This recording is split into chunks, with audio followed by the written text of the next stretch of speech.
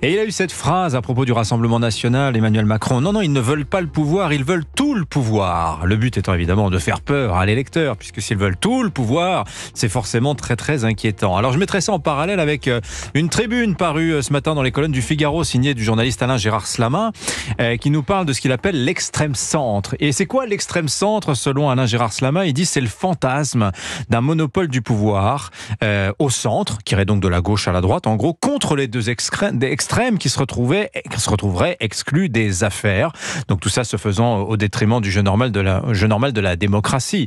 L'extrême centre face à l'extrême gauche et face à l'extrême droite. Alors ça, on peut dire que c'est peut-être le rêve du président de la République, à qui pense quand même pouvoir dégager une majorité le 7 juillet. Il en conserve l'espoir. Cela dit, faut bien le dire, c'est plutôt le scénario d'une cohabitation qui se dessine. Alors là, vraiment, on entre dans le vif du sujet de ces législatives. Qu'est-ce qui va se passer si vous avez demain à Matignon un Premier ministre issu par exemple du Rassemblement national, Jordan Bardella pour ne pas le citer, face à un président de la République, Emmanuel Macron, Jules Torres?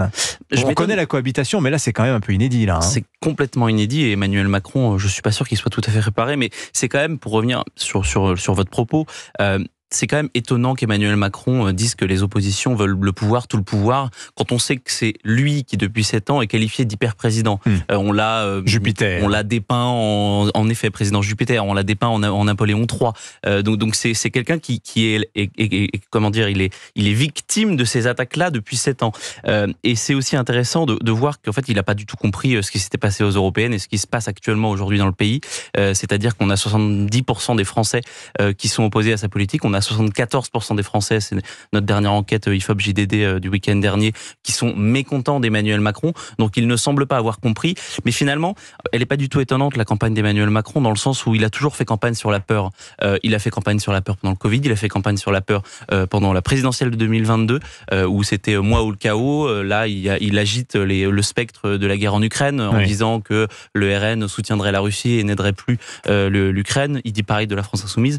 Donc c'est un grand globi-boulga cette campagne et je suis pas sûr que, et d'ailleurs on le voit, la Renaissance ne progresse pas, et d'ailleurs Gabriel Attal ne souhaite plus qu'Emmanuel Macron parle, et c'est aussi le cas de tous les ministres qui se sentent lâchés par un président de la République qui ne comprend plus ce qui se passe dans le pays. Je rajouterais aussi le propos qu'il a eu aussi, c'est en début de semaine, sur le spectre de la guerre civile. Si vous ne votez pas pour Emmanuel Macron, il fait toujours campagne sur la peur, mais ça montre aussi de la difficulté dans laquelle il est. J'entends bien, mais pour revenir sur le scénario d'une cohabitation, très concrètement, Jean-Philippe Salvatore, Jean-Michel, pardonnez-moi, il se passe quoi si effectivement on se retrouve dans un scénario de cohabitation dure, c'est-à-dire avec à Matignon le représentant d'un parti qui n'a absolument jamais gouverné, qui n'a pas du tout la même culture.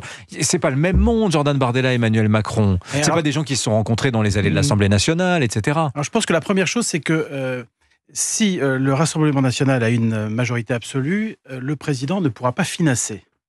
C'est-à-dire que la victoire du Rassemblement national sera avérée et il sera obligé de nommer à Matignon la personne qui a été choisie par Marine Le Pen, et donc ce sera Jordan Bardella. Il faut choisir Marine Le Pen. Alors, il faut aussi, mais a priori, on se souvient du précédent, quand Chirac avait annoncé qu'il ne voulait pas aller à Matignon en cas de cohabitation, Mitterrand avait nommé naturellement Édouard Balladur, et ça n'avait pas fait un pli. Donc là, je pense qu'il va se passer la même chose. Alors, à partir du moment où ils vont se retrouver face à face, je pense que les problèmes vont commencer. On l'a vu par exemple avec cette polémique sur le chef des armées post-honorifique, ce que disait hier... Alors ça va être une cohabitation. Ça va être une cohabitation de combat. La cohabitation a toujours été très dure. Alors il y a eu des cohabitations qui étaient qui restaient assez policées, comme celle entre Mitterrand et Balladur, mais ça restait quand même des cohabitations qui étaient très dures. Bon, vous savez qu'il y a des constitutionnalistes qui vous expliquent que la cohabitation, finalement, c'est le fonctionnement normal du pouvoir. Ça devrait fonctionner de la sorte. Oui, mais pas en France. Avec une tension entre la présidence et le gouvernement. Pas en France, parce que finalement, la Constitution de la Ve République, elle n'a pas été prévue pour de la cohabitation. Oui, mais ça marche. Avec une lecture gaulienne, quand on perd les élections, on démissionne. Bon. Et c'est vrai qu'à partir du moment où Chirac avait décidé d'être le Premier ministre de Mitterrand en 86, il a rompu avec cette tradition, et donc on a la cohabitation. Mais pour Bardella, ça va être le début des difficultés, parce qu'évidemment, à partir du moment où il va devoir mettre en place son programme, il a pris des engagements très important. Et évidemment que là, Macron va jouer un peu sur du velours et Macron va s'inspirer de ce qu'a fait Mitterrand avec Chirac et avec on va soumettre un cas concret, un spécialiste de ces choses-là, Jean Garrigue. Je me tourne vers vous. Alors, je vais prendre un cas très concret. Il est question en ce moment que la Corée du Nord envoie l'équivalent d'une division se battre en Ukraine aux côtés de la Russie. On parle de 15 000 hommes. Vous voyez ? Donc ça, évidemment, ça change un peu la donne peut-être sur le plan strictement militaire. On sait que Jordan Bardella refuse l'envoi de troupes au sol français, ce que souhaite le président de la République, en tout cas qui ne l'exclut pas. Qu'est-ce qui se passe concrètement si demain j'ai un Jordan Bardella à Matignon face à un Emmanuel Macron à l'Élysée et qu'on se retrouve dans cette configuration politique ? Il se passe que le président de la République est le chef des armées, mais que le Premier ministre dispose des forces armées.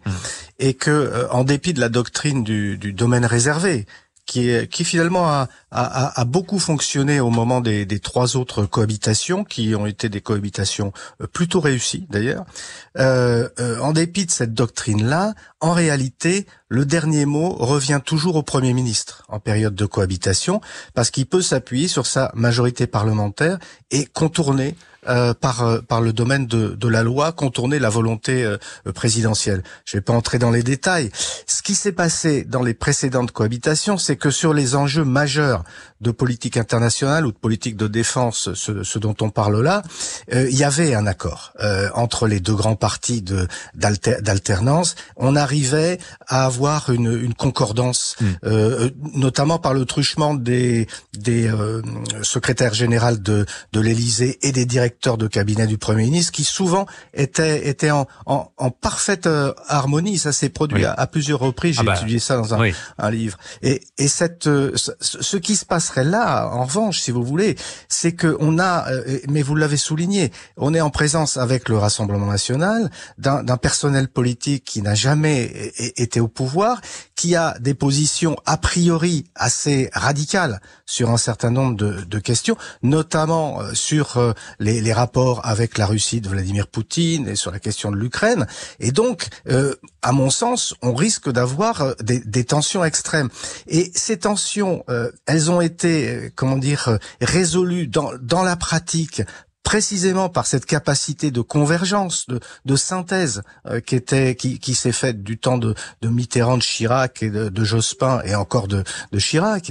Mais aujourd'hui, il y aura forcément une crise. Il y aura une crise.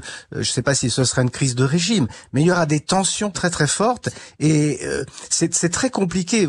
Demandez aux constitutionnalistes, aucun n'est capable de vous dire ce qui pourrait en sortir précisément, qui finalement pourrait avoir le dernier mot. Il n'y a pas de notice. A priori, il n'y a pas de notice avec des rapports de force. Il n'y a pas de notice. C'est intéressant. Exactement. Jean-Michel Salvatore. A priori, c'est quand même le Premier ministre. Il n'empêche quand même qu'en matière de défense, si on résume un peu les choses, on peut dire que le Premier ministre a l'arme budgétaire et le Président de la République a l'arme nucléaire.